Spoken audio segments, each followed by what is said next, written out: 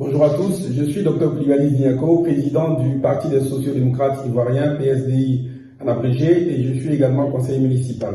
Nous sommes lundi et comme tous les lundis, nous nous retrouvons grâce à la tribune du PSDI pour aborder un certain nombre de sujets, notamment des sujets soit d'actualité ou alors des sujets d'intérêt national.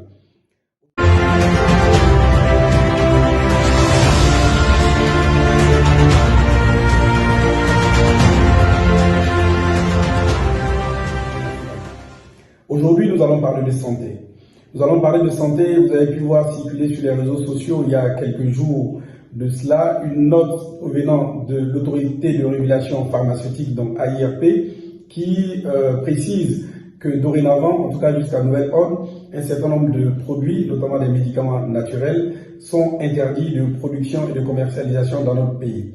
Parmi ces médicaments, vous avez le fameux Atoté, que tout le monde connaît, utilisé comme médicament aphrodisiaque.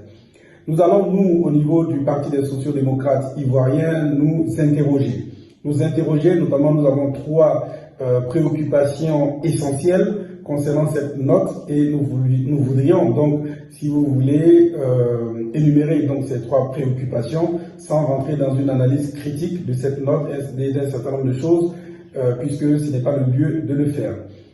D'abord, la première préoccupation, c'est d'abord de savoir comment est-ce que ces médicaments, en tout cas certains de ces médicaments, ont pu avoir une autorisation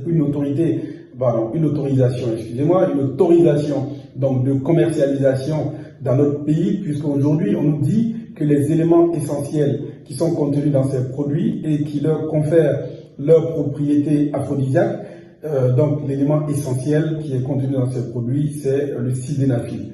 Pour ceux qui ne le savent pas, le sildenafil, c'est le composant donc du Viagra, produit utilisé comme aphrodisiaque et vendu en pharmacie. Donc, comment est-ce que ces personnes ont pu avoir une autorisation donc, de commercialisation si l'élément essentiel qui constitue leur produit, en tout cas la propriété de leur produit, la propriété alléguée de leur produit, c'est le sildenafil, alors qu'ils ne sont pas censés contenir du sildenafil. Donc ça, c'est la première interrogation. La deuxième interrogation, c'est pourquoi est-ce que notre autorité de régulation a attendu si longtemps avant de réagir, puisque il y a 1 an à 2 ans de cela, un certain nombre d'alertes avaient été faites. Déjà, vous pouvez aller le vérifier sur YouTube ou même sur les réseaux sociaux, un certain nombre d'alertes avaient déjà été faites qui prétendaient effectivement que ces produits ne contenaient que pour ces éléments ayant des propriétés aphrodisiaques que le sildenafil. D'ailleurs, un journaliste français avait fait une enquête en Côte d'Ivoire et il avait fait des prélèvements qui avaient été analysés à Bordeaux, dans un laboratoire à Bordeaux, et la conclusion de ce laboratoire était que ces produits contenaient contenaient, si vous voulez, du sildenafil à des quantités anormalement élevées. Donc c'est une grande question qui demeure sans réponse et nous nous interrogeons en tout cas là-dessus. La troisième interrogation, c'est pourquoi est-ce que certains produits qui ont une autorisation de commercialisation dans notre pays, une autorisation qui est conférée, qui est donnée par notre autorité de régulation, pourquoi est-ce que ces produits sont vendus en dehors du circuit naturel, du circuit normal donc de vente des médicaments, c'est-à-dire les pharmacies privées? Pourquoi est-ce que ces produits, donc qui sont censés être des produits aphrodisiaques, sont vendus sur des étals au marché? Pourquoi est-ce que les promoteurs de ces produits se permettent donc d'ouvrir des boutiques où ils commercialisent ces produits au vu et au su de tout le monde? Je rappelle au passage qu'il existe, en tout cas dans tous les pays, notamment en Côte d'Ivoire, ce qu'on appelle le monopole pharmaceutique. Et ce monopole pharmaceutique dit que tout ce qui est médicament doit être vendu dans un circuit. Et ce circuit qui a été défini, c'est les pharmacies d'officine. Alors, c'est une grande interrogation qui existe. Et d'ailleurs, au passage, je voudrais préciser ce qu'on appelle le médicament pour que ce soit clair pour tout le monde. En tout cas, qu'est-ce qu'on appelle le médicament au sens, si vous voulez, de l'OMS, donc selon le Code de la santé publique, article L511, le Code de la santé publique nous dit qu'on appelle médicament toute substance ou composition présentée comme possédant des propriétés préventives ou curatives à l'égard des maladies humaines ou animales, ou alors tout produit pouvant être administré à l'homme ou à l'animal en vue d'établir un diagnostic ou alors de restaurer, corriger ou modifier leurs fonctions organiques. Ce qui signifie en clair et en français simple que si vous prenez une boîte, vous y mettez n'importe quoi, ça peut même être du pipi de chat, vous mettez ce que vous voulez, et vous prenez une étiquette, vous écrivez sur cette étiquette traitement de l'hypertension, traitement du diabète, et que vous collez cette étiquette sur cette boîte qui contient du n'importe quoi, je précise bien, alors cette boîte et son contenu, rentre sous le coup du monopole pharmaceutique et devrait être vendu en pharmacie. Après, la question, c'est de savoir si votre produit pourra avoir l'autorisation de commercialisation, et ça, c'est une autre histoire, parce qu'il existe effectivement des règles. On ne vend pas n'importe quoi dans notre pays. Alors, il est hors de question, il est anormal que nous voyions donc sur nos marchés, que nous voyons donc sur Internet, que nous voyons des boutiques ouvertes où on commercialise des produits sous prétexte que ces produits ont été produits par des praticiens ou quoi que ce soit. C'est une situation qui est anormale et il faut qu'effectivement notre ministère de la Santé et notre autorité de régulation puissent se pencher sur cette question, car nous parlons ici de la vie des Ivoiriens, nous parlons de la santé des Ivoiriens. Il est vraiment important que cela soit réglé. Alors, nous allons nous arrêter là en ce qui concerne en tout cas cette note donc, de l'AIRP, et nous allons profiter donc de cette note pour égrener, si vous voulez, les propositions du Parti des sociaux-démocrates ivoiriens, les propositions pour la gouvernance en matière de santé. Donc, qu'est-ce que nous proposons, en tout cas pour la santé des Ivoiriens au niveau de notre parti, donc qui est le PSDI. Je voudrais d'entrée de jeu préciser que toutes les propositions que nous allons faire, sont, si vous voulez, centrées sur deux points essentiels. Vont être, si vous voulez, vous pourront être mis en œuvre si effectivement ces deux points sont réglés. D'abord, la première chose, c'est que le budget qui est alloué au ministère de la Santé passe de 5-6% à 15%.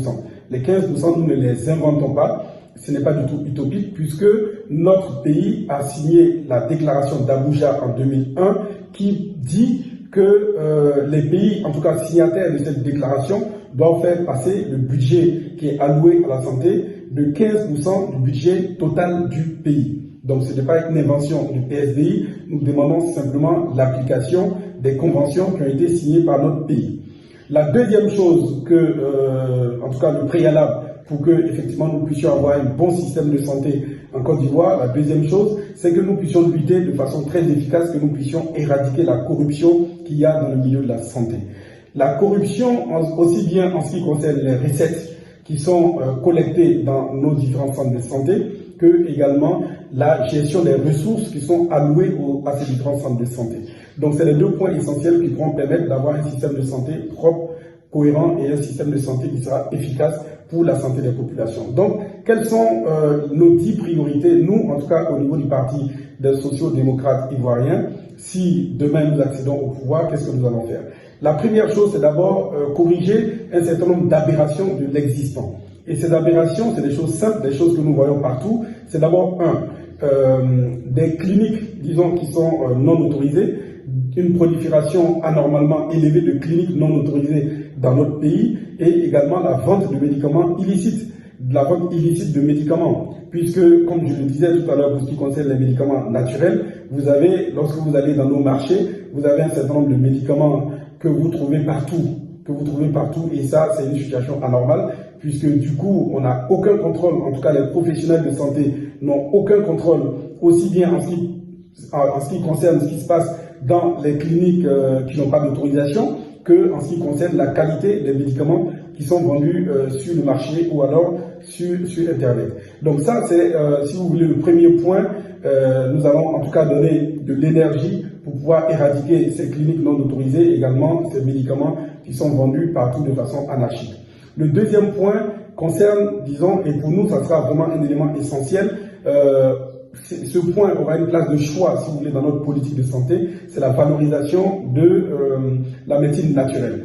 Je dis médecine naturelle et non médecine traditionnelle parce que nous trouvons que la notion de médecine traditionnelle, pour nous, elle est péjorative puisque je n'ai jamais entendu parler de médecine traditionnelle française, de médecine traditionnelle belge ou allemande, etc. Et lorsqu'il s'agit d'Afrique, on parle de médecine traditionnelle. Non, il s'agit de médecine naturelle. En général, il s'agit de produits de phytothérapie et nous préférons utiliser donc la notion de médecine naturelle. Donc nous allons mettre un point d'ordre, en tout cas à la valorisation de cette médecine naturelle et nous allons le faire à travers une académie qui va être mise en place pour pouvoir effectivement valoriser cette médecine naturelle.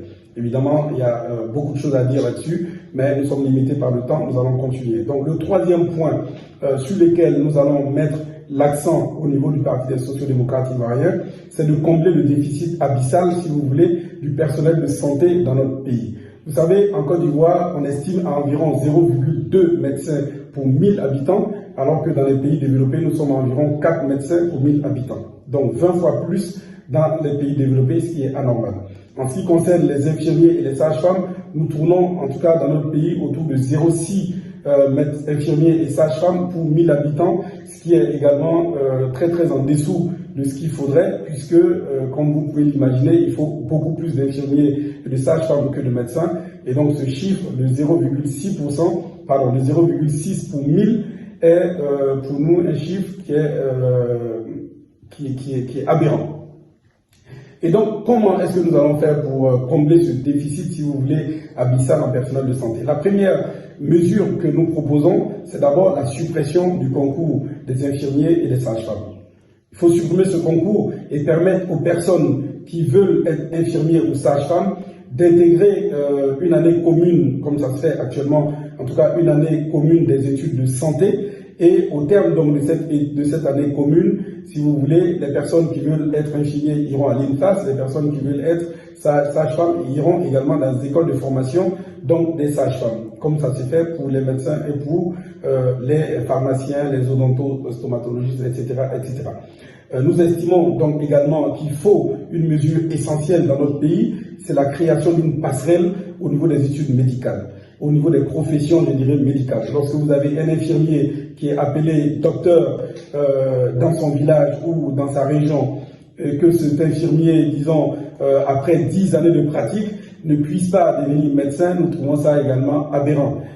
Nous pensons en tout cas qu'il faut pouvoir créer des passerelles, bien entendu, qui seront discutées avec les experts du domaine, les professeurs d'université en médecine, en pharmacie, en odonto, etc., etc., pour que ces passerelles puissent être créées. Les conditions vont être édictées, évidemment, en accord avec ces professionnels pour pouvoir permettre de pouvoir permettre d'avoir un personnel de santé efficace et en quantité suffisante pour soigner nos populations. Nous pensons également qu'il faut une incitation à l'installation des médecins dans les zones rurales. Nous le disons parce que nous savons très bien qu'en Côte d'Ivoire, il existe un certain nombre de dépenses qui sont faites, qui ne sont pas inutiles, mais nous pensons qu'ils ne sont pas forcément indispensables. Nous pensons par exemple, si vous voulez, aux allocations qui sont prétendument faites aux personnes pauvres dans le BS-Gouv, donc dans le programme social du gouvernement. Nous pensons que tout ça, c'est des choses qui pourraient être évitées, puisque, en tout cas, notre philosophie, c'est d'apprendre aux gens à pêcher et non à leur donner du poisson. Voilà. La quatrième mesure que nous allons mettre en œuvre au niveau du Parti des sociaux-démocrates ivoiriens, c'est tout ce qui est formation médicale continue, donc la FMC. Formation médicale continue parce qu'il a été prouvé qu'au bout de 7 ans, au bout de 7 années de pratique, les connaissances médicales qu'on a acquises deviennent obsolètes. Donc il est important que les médecins, que les infirmiers, les sages-femmes, les pharmaciens, etc., tout le personnel de santé puissent faire des formations médicales continues, donc obligatoires, pour pouvoir mettre à jour leurs connaissances dans le domaine de la santé. Nous allons donc en 5e position faire la promotion de la télémédecine, parce que en Côte d'Ivoire, vous savez, en 2012, il y a eu ce qu'on appelle le programme e-santé, dans lequel notre pays a investi plus de 4 milliards de francs CFA, mais aujourd'hui nous ne voyons pas du tout, si vous voulez, les résultats donc, de cet investissement. En 2019, si je ne m'abuse, il y a eu également un décret de 2019 qui porte réglementation de la télémédecine, mais la télémédecine reste quelque chose d'anecdotique encore dans notre pays, quand on pense que dans un pays comme le Mali, la télémédecine fait déjà ses preuves et que la télémédecine a un succès fou dans un certain nombre de pays développés. Nous pensons que nous sommes dans un pays sous-développé où, comme je le disais tout à l'heure, nous avons un déficit abyssal en professionnels de santé et la télémédecine devrait pouvoir avoir de l'importance dans nos différents pays. En 6e position, bien entendu, il faut améliorer le plateau technique, c'est une évidence, puisque aujourd'hui nous le savons, nos CHU, nos CHR, nos hôpitaux généraux sont vides. Alors nous disons simplement que nous, en tout cas au niveau du Parti des sociaux-démocrates ivoiriens, il faudrait dans chaque excusez-moi, dans chaque hôpital de niveau 2 ou 3, il faudrait avoir un minima, en tout cas en ce qui concerne les plateaux techniques, il faudrait avoir un scanner, il faudrait avoir une IRM, il faudrait avoir une ou plusieurs couveuses, il faudrait avoir également des instruments de dialyse, etc. En tout cas pour les hôpitaux qui sont dits hôpitaux de niveau 2, et lorsqu'on parle d'hôpitaux de niveau 2, c'est les hôpitaux niveau 2, c'est disons les hôpitaux généraux et les CHR, niveau 3 c'est tout ce qui est CHU, également instituts nationaux. Donc il est important que ces plateaux techniques soient améliorés pour éviter que quelqu'un quitte mon village Nambeka pour courir venir à Abidjan pour pouvoir justement faire un scanner, c'est anormal. En 7e position, nous disons qu'il faut réformer la CMU. Il faut réformer la CMU, donc qui est la couverture maladie universelle, la transformer plutôt en couverture maladie de solidarité. Ce que nous appelons couverture maladie de solidarité, c'est une couverture maladie qui va s'adresser à une catégorie spéciale de population, notamment les étudiants, les personnes qui n'ont pas d'emploi ou alors les personnes qui ont un emploi précaire. Voilà. Parce que nous estimons que, justement, lorsque vous prenez par exemple les fonctionnaires, la MUGEFSI fonctionne normalement, pourquoi aller perturber la MUGEFSI qui aujourd'hui fonctionne normalement et qui donne satisfaction aux fonctionnaires? Pourquoi demander à un fonctionnaire d'aller cotiser, disons, pour la CMU alors qu'il n'en a pas forcément besoin? Donc, il faut une couverture maladie de solidarité qui va s'adresser uniquement aux personnes qui n'ont pas une couverture santé. Et donc, en complément donc, de cette mesure donc, de suppression de la CMU et de création de la CMS, donc couverture maladie de solidarité, il faudrait avoir l'obligation donc pour les entreprises privées d'avoir une assurance maladie pour leurs employés.